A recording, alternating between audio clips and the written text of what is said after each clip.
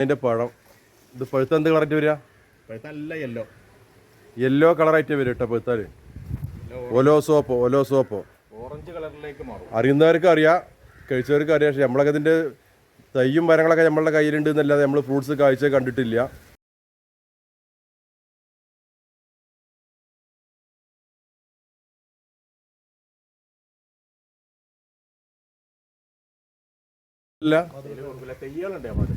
തയ്യുണ്ടല്ലേ? തൈ എന്താ rate?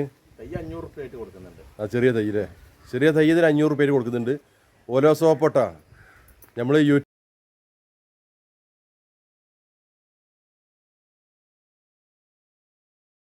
Israel Bush orange കേട്ടോ.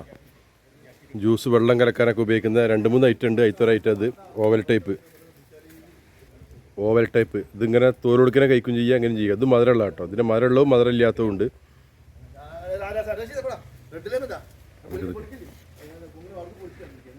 ഇത് ചട്ടിയിലാണ് ഇസ്രായേൽ ബുഷ് ഓറഞ്ച്. ഓവൽ ടൈപ്പാണ് ഒരു ഓവൽ ടൈപ്പ്. ഇതാണ് റെഡ് ലെമൺ. ഫുള്ള് റെഡാണ്. ഫുള്ള് റെഡാ. കണ്ടാ കത്തിയിട്ട് മുറിക്കുകയാണെന്നുണ്ടെങ്കിൽ ശരിക്ക് അതിൻ്റെ റെഡ് കാണും. കണ്ടാ കത്തിയിരുന്ന് കട്ട് ചെയ്താണ്.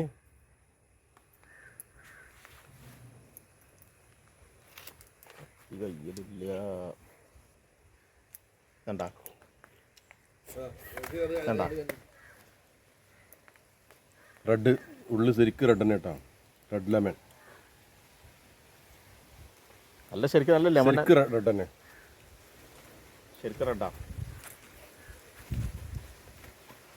ഇത് വെരിക്കേറ്റർ ഓറഞ്ച് കേട്ടോ. നല്ല അർത്ഥമാണ്. ഫുള്ളുണ്ടായിരുന്നു. ഇത് പുളിയാണ് വരുന്നത്, നല്ല പുളിയാണ്.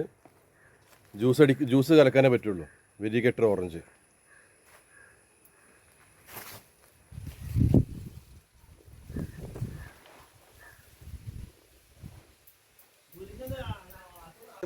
വെച്ചപാട് വെട്ടി ഒഴിവാക്കിയാണ് ആളുകൾ മോശം പറഞ്ഞിട്ട്.